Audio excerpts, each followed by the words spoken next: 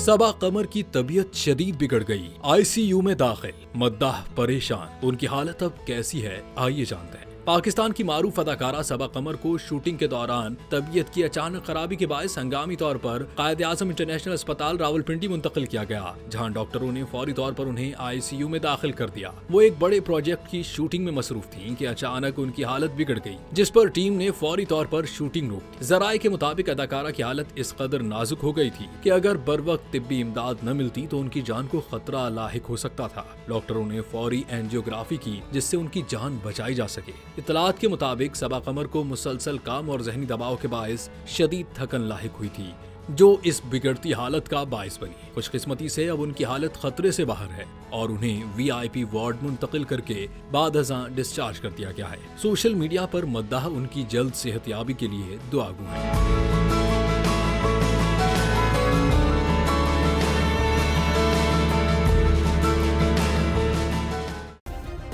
Subscribe करें और bell दबाएं ताकि कोई खबर रह न जाए।